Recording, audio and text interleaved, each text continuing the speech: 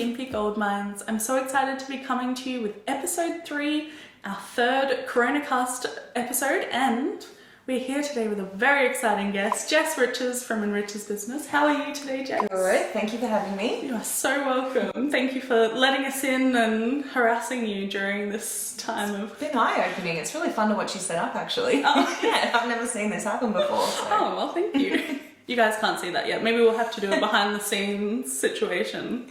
So for those of you who don't know Jess is the co-founder and lead strategist for Australian digital advertising agency Enriches Business. Founded by Jess and her husband Ben in 2014, Enriches Business delivers creative advertising solutions to selected clients, both Australian and international.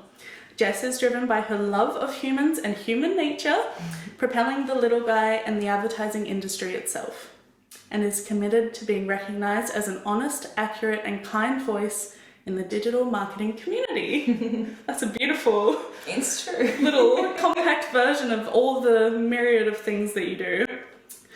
So Jess, we all started 2020 with that usual starry-eyed feeling about making this our year. I want to dive straight into a tough question. Tell me about the transition from that space of unchallenged possibility through realizing that suddenly everything was changing. Okay. It was really, really scary. So we did come into 2020, you know, like everyone, exactly like you said, like this is our year, it's going to be amazing. We closed 2019 on solid leads who were willing to wait for us, you know, all the good stuff that good clients come with, pay in advance, you know, no negotiating contracts, all that sort of stuff. Clients. And we were going, yeah. And we were going, okay, this is our year, this is our year, this is going to be amazing, because that's always difficult, especially in our industry. I guess we started working with American clients. We have for the last couple of years, but it was a big highlight. I think the exchange rate, that sort of thing was helping us along as well. So so that was an extra excitement for us, almost like a level up for our agency as well, because it wasn't the odd American client, it was quite a few at once. And I think that it sort of, maybe smashed us a little bit earlier than some other people in business, because we were watching it affect the US first, and then we were going, okay, this is coming for us. So there was definitely a few really difficult decisions and a few really difficult days, and then I think what happened after that felt like a hangover, to be honest. Like it was just I don't even know how to put it without sounding a little depressing, but I'm sure I'm not on my own. It was just, there was a bit of a hangover there. I think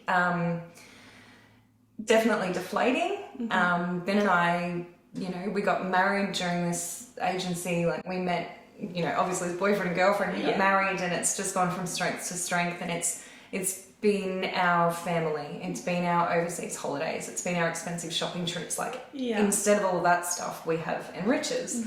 And this was the year that it was going to explode, and we were going to grow our team and spend less time working in the business and more on it. So we certainly felt robbed of that when coronavirus first hit. Sorry. That's okay. I think that's probably the best way to sum it up. It was really deflating and honestly quite terrifying, because like I say, Enriches has been our lives and our relationship, I guess, because we're married. So to have that feel really seriously threatened was really scary, I think.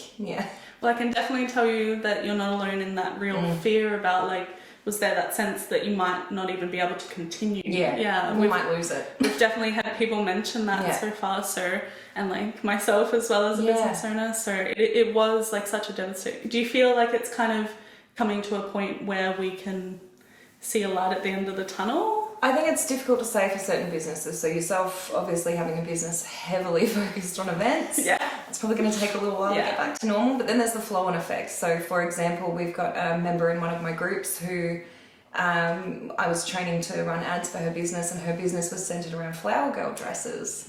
And so really she felt like she was coming into the season where everyone would start shopping for it, because weddings are normally whenever in the year, and they didn't know when they'd be able to go to weddings. So it wasn't just us feeling the heat, I guess, from it all, because I was watching a lot of different industries and businesses feel the effects too. I think this is another question. Yeah, no, I was going to say you perfectly are leading into our next question. Absolutely. But sorry, for us anyway, we're fortunate. The big pivot, which is now a word that I can't stand because it's been way overused, worked for our industry. We're fortunate enough to be in a position where when people need to suddenly and drastically change their business and rely a lot less on foot traffic and human faces, we're the type of business that they turn to. So we're quite lucky in that we're actually experiencing a really dramatic pickup, possibly better than what we were expecting before coronavirus hit.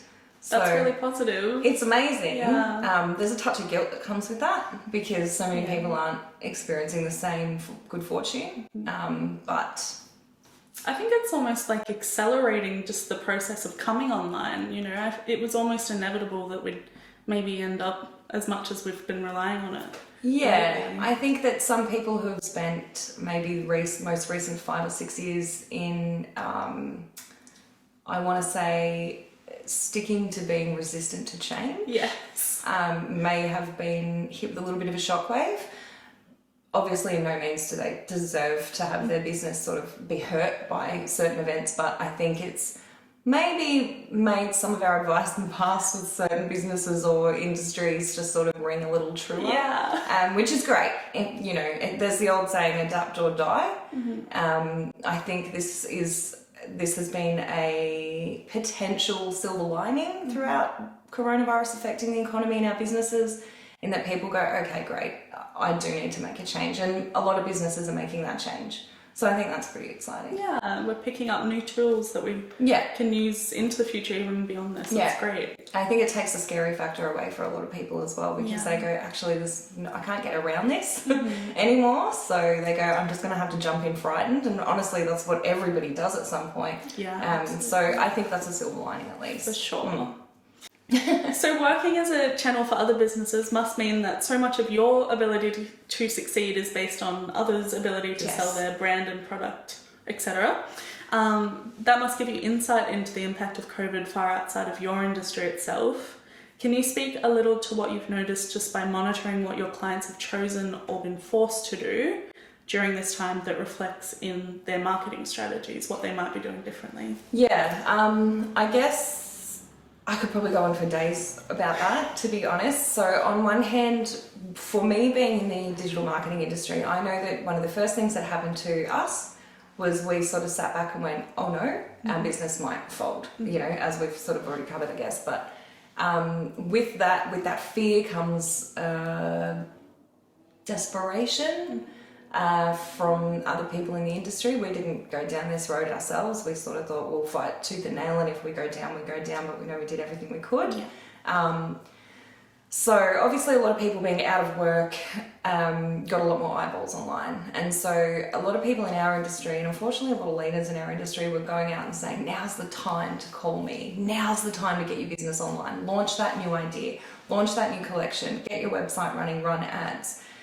A lot of blanket statements were being thrown around, and so as a result, because we have clients who I manage day to day, week to week, we also have a membership group where I help businesses self-manage their ads, but I coach them through it. So we get to see it sort of from a lot of different angles and throughout a lot of different industries, e-commerce mostly for us, but a lot of local business too. And this was really disheartening because they were then coming to me and saying, what's going on? I don't understand. There's all these people out there telling me that I need to be online, that e-commerce is going off, everybody's buying. How come I'm not in that boat? And so a lot of people coming to me feeling really hurt and disheartened and felt as though they were going to lose their business, or, you know, the clothing, the children's flower girl dresses was a really good example. She was saying, why is everyone else flourishing in e-com when I'm not? And so I felt like I had a responsibility. We have a small community, and so I feel like I have a position of leadership in some ways. I have felt that I had a responsibility to be really honest with these people, which unfortunately I think translated a little bit doomy gloomy, but I was just trying to be really realistic. So on one hand, we had some e-commerce clients who really excelled, and there was definitely a week or two where we almost all but flatlined on their sales and their conversions, and so of course their return on investment was seriously hurt. we persevered, and they picked right back up. We had other clients in e-commerce as well, and these are mostly luxury items. I wouldn't say they're essential, not in the way that we sort of use the word essential now anyway, because that's changed. We had some who just had to put their ad accounts and their businesses almost completely on hold. Right. They just weren't seeing the same pickup. So I guess my biggest takeaway is, and if I had any advice to give a small business who was either having great success or not great success throughout this, and there'll be a few months where there's still a lot of pickup, is you cannot compare yourself to the business next to you. So we've had clothing companies all but lose most of their sales online versus an underwear company who's had, you know, a 200% increase on her revenue through her ads. So I hope I'm answering the question properly. I feel like I've talked. So it sounds like there's been a big shift in sort of what consumers are after. Yes. So, you know, being stuck at home is obviously very different to living your life in the outside world. Yeah, and I think definitely the word luxury can be pulled apart in a few different directions. So for example, the women's underwear company that we work for, they would be called a luxury item because they're a higher price tag and a beautiful design. Yeah, right. Not your everyday cottons or whatever. But I still think that they're seen as comfort items because, you know, you're at home, you're like, oh, you know what, I actually do need new underwear or whatever. So that was purchased then versus, you know, a luxe Italian leather handbag brand. Not to mention stock issues in Italy. Exactly. Yeah. And they're real show pony kind of products. So no one was really buying them anymore. And we went from actually insane results for that company to nothing. Wow. So in terms of what were they doing before, what are people being forced to do now? The companies, I think if we had to apply a blanket statement, which I'm not that keen on doing, but if I had to, the blanket statement would be the companies with their ducks in a row before, whether they were actually utilising the ducks that they had in a row. I like I'm an analogy person, but that's not my best. The companies that had those ducks in a row, and so I mean, you know, your website set up correctly, your ads account, obviously most of my comments will fall back on Facebook ads, but Google set up and stuff like that. The companies that had that either prepared or were utilising those tools pre-COVID. Yeah, right.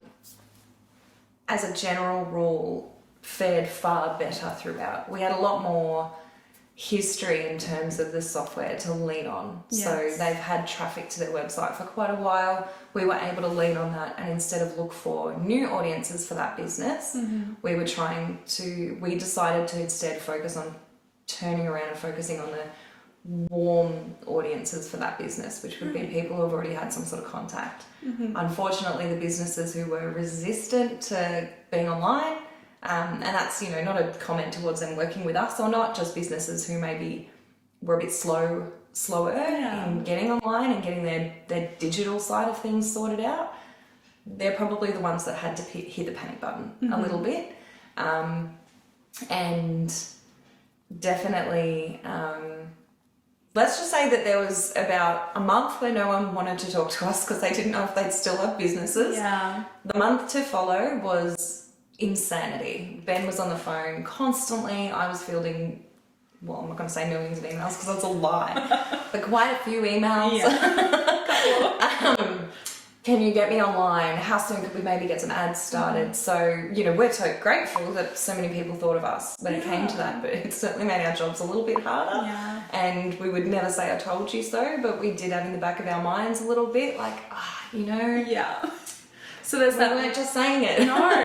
Well, look, seems to be that clear line where people just sort of were like taking everything in and then suddenly realizing we have to adapt. Yeah. And that's awesome to kind of hear that across the board, like people really understood that they had to grab it by the reins and just get going again. Yeah, that's it. And not to mention, I mean, the council also pulled together really quickly, and so they're offering grants for local businesses to get their businesses online or improve their online presence, which is awesome, you know. So I think that's cool, and it's nice to know that we at least, you know, have like a community that recognises that's important to Gympie, you know. So. Yeah. So have you seen any cases of ads trying to sort of capitalise on this pandemic in a way that felt uncomfortable? Or do you have any instances of brands that got it really right? I like to think that our brand's got it right. No, so I think a good example is one of my clients, my mentor, has been running, she's a pharmacist, and so she's been running a skincare company for quite a while and makes all of her own batches and all organic and everything, which is awesome. So she also happens to make soap. Beautiful. And so when this really hit and hand washing became the biggest trend of 2020, she started to do really well. And we did capitalize on that in the most honest way that you can. She had sold these products, they were good products and they were in demand. So we changed her ad strategy over to focus on that. On the flip, I don't know if I'm allowed to say this, but I have definitely seen some, we'll call them industries, I think capitalize on it in the wrong way. Yeah. An example might be certain media outlets running ads with paywalled articles that are related to coronavirus, trying to encourage people to subscribe. Yes, that's an interesting one. I found it a little bit grubby, just in that there's nothing wrong with subscription model. I have a subscription model, there's nothing wrong with this. And some of my information's paywalled by that. I run ads to try and get people to sign up to that course. But I certainly wouldn't withhold information that has people feeling anxious or upset or scared in order to get what I was looking for. So I think you said it in my little bio, I hold myself to a pretty high standard when it comes to honesty, transparency and kindness in business. And I think that's why we're successful today. So I guess that stuff gets to me a little bit. Yeah, well that's what I thought, because I know that when I see you post online, you're always talking really transparently about like the thought process that goes into building your audiences and your ads as well. Yeah. And I thought you probably do have a keen eye for noticing when people aren't being so genuine and caring in their approach. Turn on notifications. Yeah. Post, watch comments. Yeah. Learn. Keep going. Link them, tag me in one when you see them pop up. I want to be entertained. So everyone's experience is obviously varying throughout this time, especially depending on which country they're experiencing the pandemic in. I'd love to know what you feel Australia has gotten right during this time and perhaps what it hasn't. I mean, almost immediately I feel like I was added to a new Facebook group called the Kindness Pandemic, where people were just noting beautiful things that happen person to person in their communities or in their households and businesses. That's something this country does really, really well. I think that's beautiful. I think the government did a great job kicking in economically. I know as a small business, we don't take giant wages. We don't have investors. What we get out of being paid by our clients is what we have in our pockets. We don't have major loans or credit cards or anything like that. So knowing that the government was interested in at least keeping us employed in our business was really important to me. I think that's something this country did incredibly. Gympie as a community, I feel like did really well. I noticed that, there wasn't a lot of, because we work with a few local businesses and they obviously had to put measures in place that was somewhat frustrating or confusing or scary. I didn't see any backlash or negative feedback on that. And I thought that was pretty incredible, and especially when tensions are high and anxieties are high, people can get upset and act maybe in a way that they wouldn't normally. Yes. And I didn't see a lot of that. So I thought that was pretty incredible. Yeah. I think something that, I don't know if I'm meant to say this. Try it. We'll let them decide. Cut it out if it sucks. I think something that we did really well as a company was the moment that a client said, I can't pay you anymore, I don't know what is going to happen to my business, we put them on hold, no questions asked. And we knew that that was hurting our bottom line. Yeah. My membership, I put everybody's subscription payments on hold for 6 weeks. They offered to donate to us instead, which, makes me feel really good about the people I attract and, the community that I'm building in private as well. And obviously those people too, this is a safe place. So, and I saw a lot of that as well. I saw a lot of, online coaches and people who want to show you what I do sort of thing, drop their prices down to $1 for 60 days to make it more accessible. And look, maybe it's a bit of a lead magnet, but at the end of the day, it made a potentially really good product accessible to somebody who needed that help.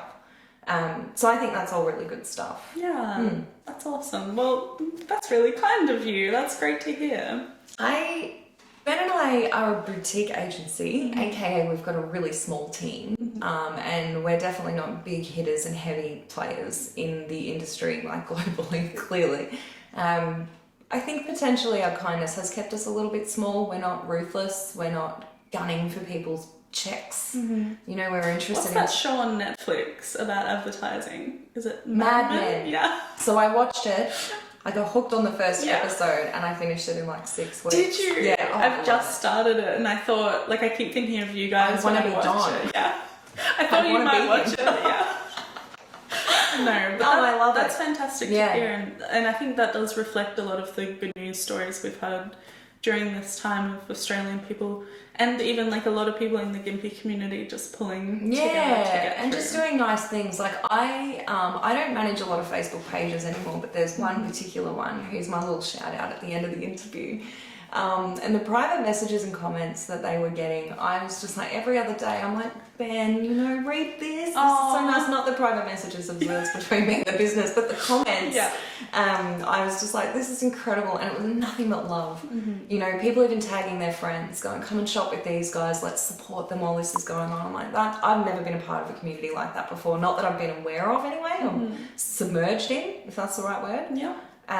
So I thought that was pretty incredible. So that was really uplifting and really good for my mental health Yeah. during that time as well. Trying to hyper focus on those good things. Absolutely. So I guess that leads on to the next question. What has your personal approach or philosophy been to coping with maintaining business during this pandemic, as well as any experimenting or innovating that you've done beyond that? So my little Ben and I have a little mantra, I hope he doesn't mind me saying, when something really good happens in our business or in our lives, we say more please. And so we're letting the universe know that we liked what we got and we wouldn't mind a little more. And it seems to work, which is the craziest thing. But besides more please is kindness first, before everything and above everything else. We are kind. We're a kind company. We will never be successful on the back of hurting a person, taking their money when it wasn't warranted, upsetting them, maybe potentially even making a mistake, because mistakes happen. We will never be the guys that become a wild success on the back of that sort of behaviour. In terms of, I don't think that we've been innovative in that way either. I guess that's sort of what I was getting at before. We may have stayed small because we're kind and not ruthless, but you know, I sleep well at the end of the day. Although I did hear you launched a new product during this time. Yeah, so we lost a client every day for 10 days. So that was a really intense 10 days. Yeah. And it totaled to about 40% of our business, Wow. which was huge. And so the panic button for us was, the pivot for us was, we're not going to have clients to manage pretty soon. Yeah. We need to find another way to generate our revenue. And something I love to do, and I've been meaning to do for so long, is develop an online workshop series. So I got in touch with a friend of mine who I think is an excellent trainer. Yeah. We crossed over in services a little bit, but that's fine. She's really good at what she does, and Ben's not interested in training. So I needed her Yeah. to do her end of things. So we ran an online workshop series. We got like 10 people in. We gifted it to a couple of businesses as well who we knew had to close because of coronavirus, just personal beauty services and that sort of thing. We knew they'd benefit from it and thought you might as well use this time to learn a new skill, or you know, just listen to us and hopefully something sticks. And that ended up being a big success. I didn't know when we planned that workshop series that went for an entire week, so there was one every day. Wow. That while I was sitting in those workshops, we were getting inquiries and new clients almost, if not more rapidly than we were losing them before. Wow. So I wasn't able to continue doing the workshop series. I'll definitely come back to it because I enjoy it, but I'm hoping soon enough it'll be a face-to-face format instead. Wow. But yeah, I ended up being far too busy to continue, but we got a really good response, and it was a good push for me because it's something I've been meaning to do for ages, and because I needed my friend Sue, she was a big push for me as well because she was really amped, so she was sort of making me get it done finally. If you're in my Facebook group, you know that I've been talking about it for about 7 months, like, hey guys, it's on the way, and then something else always comes up. So that was probably our big innovation. It wasn't enormous, it was more just shifting focus from done for you to let me show you how. Yeah, absolutely. But it had a really good response, and I got a few new members and that sort of thing, so it did well for us. That's fantastic. And we did make sure it was priced quite low, because we just didn't think now was the time to launch like a premium product to people who need to learn a new skill. I suppose it's a good trial run as well. Exactly. That you do in the future. Yeah, we just called it the beta. Yeah, nice. Perfect. Yeah. So as a business owner, you overcome challenges almost daily, though I'm sure this time period has been especially profound. But I'd love to hear how you describe getting through life as a business owner to those who have perhaps never been in that role before. What are the challenges even pre-COVID? I think one of the major challenges is, and I think it's very much to do with like the online guru culture. And I don't just mean in my industry, I mean all over. Yeah. You would have some gurus in your industry. Hustle nation does not apply. It is not a thing. We're not into hustle and grind. If I need an afternoon off, I take the afternoon off. If I need my Saturday off, I take my Saturday off. I think that you are only as productive as your mental health can allow you to be, and the whole hustle culture is just something I've never subscribed in to, because I just haven't, but B, I'm vehemently against. I think it's a really dangerous and irresponsible way to manage your business, because a well you doesn't run a well business. So for me, I think I've always been like that, and I've always had anxiety and depression. It's just something that I don't want to say struggled with, it's something that I've overcome many times in recent years. There was a lot of shame and guilt when I needed downtime. Yes. Or, sometimes I'd be up at 1 o'clock in the morning, and so therefore I'm not working past midday. So I'd feel guilty, like I was doing the wrong thing, taking time off, doing the wrong thing, not replying to emails, doing the wrong thing, not constantly going live on Facebook and Instagram. And so the challenge as a business owner is figuring out a rhythm that works for you, I think. The second challenge to that, a secondary challenge to that would be how you communicate that with your clients or customers. So for me, I don't have my mobile phone number on my email signature, so that people are not encouraged to call me because I may not be available. And instead of looking flaky, it's just not an option. Something else that I do is I'm actually really honest with my clients. So for example, this morning I literally started at 2:30 to get a head start, and I have let every one of them know that I've talked to today, so that if they contact me this afternoon and I'm not around, they know why. So figuring out how you do business, not how business is meant to be done, I think is one of the great challenges of finding yourself as an entrepreneur. And probably second to that, and something I'm still struggling with, like right now I have 3 cameras pointed at my face, but I struggle with imposter syndrome. Sorry guys if there was a little cut there. We just noticed that a couple of our cameras had stopped recording, but we're back into it. Right, so I struggle with imposter syndrome big time, and it's not like I'm being like, I'm so humble, thanks. It's literally like sometimes people go, oh, don't you have like 15 staff in this giant agency? And I'm like, oh no. And so I can't help myself. Of course, I'll grab my laptop and go see. Yeah, you feel guilty. I like do. You have to address it. You thought I was bigger than I am, and how did I make you feel? Like, it's not just that as well. Sometimes people I struggle with major compliments sometimes, because I just think, and it is a bit like, I'm so humble, but imposter syndrome is a really tough one, because obviously an element of it comes from comparing yourself to others. Obviously comparison is the thief of joy, and so therefore you are enjoying running a business, but you look at somebody else and you go, oh, I'm not like them. Oh, how could I, sort of say or think or assume or act as though I'm the same as them. And so I do struggle with that. Shyness is a factor, but I think, if I was to give myself advice and then actually take it, which is not always the follow-on to that, is just like, if you can find a way to be your version of an entrepreneur and communicate with your people, aka clients, customers, in a way that makes you feel comfortable in your skin and comfortable in the way that you're being received, imposter syndrome shouldn't be a thing, because you're just doing your thing in your own rhythm. Says You're giving me revelations here. I'm having a whole profound experience on camera. I'm gonna have to go home and write a journal entry about this. I was gonna say, can I get a copy of this? Yeah. She's releasing a book. That's the plug at the end. Yeah. So So Jess, we're coming toward the end of this beautiful discussion. I'd like to ask you how the community can support you directly during this time. Do you have anything new and exciting going on? We don't have anything new and exciting, but what I would really love is there are a lot more business owners in Gympie than there are in my Facebook group. Yes. And it's free. Plug it away. We want to hear the name. It's called Facebook Ads Made Easy, and you'll know it because I've got in capitals, it's the official Facebook Ads Made Easy group. And we have like our rainbow colour palette in the header. I only say that I'd love for everybody to join because I know a lot that could help a lot of businesses and don't charge for the privilege of using that group. Not only that, but over the years it's acquired a lot of other advertisers and experts in other fields, so it's really very broad in terms of what you can get help with.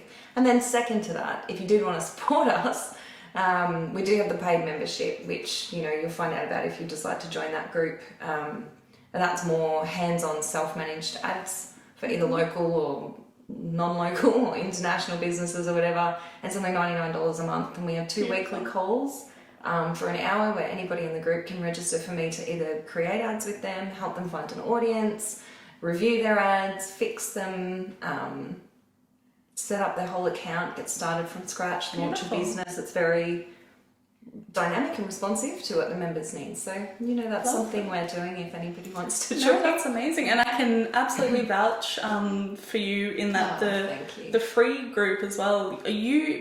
I'm just always amazed by how much time you really do put into that group, and it's not sort of just generic information. Like, you really are giving to that community, even though that's even just the free level. So thank you. I can only imagine what you do for your clients beyond that. So I definitely recommend that if anyone's looking for help, especially in this time, to check out Facebook Ads Made Easy. Yes. The official page. The official. Yes. There's another one that sprung up a couple of years ago, so I had to change the description. Thank you for saying that, because for the first probably 6 to 12 months, I felt like it was just my mum and a few aunties sort of cheering me on, and it's really grown. So that feedback's everything, because I don't often get that online, which is, fair enough. People are different online, so that's great. Yeah. Thank you. No, really though. So Jess, this is the end, but I want to thank you so much for your time today. Thank you for having me. It's been great having you. I'd love to give you the opportunity to plug another local business while everyone's watching. It's hard to choose, but I think I'll go with an OG Enriches client. So it's Ginger's Farm Fresh. Beautiful. They were one of our very first clients when we moved to town.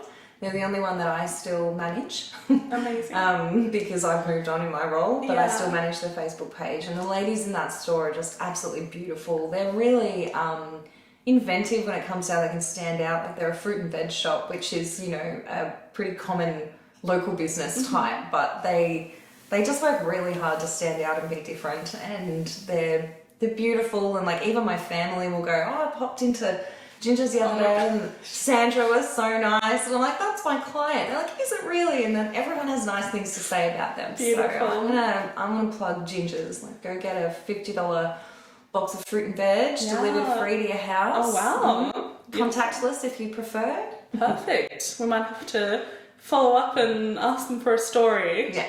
Beautiful. Well, thank you everybody for tuning in. I hope you've enjoyed this discussion with Jess.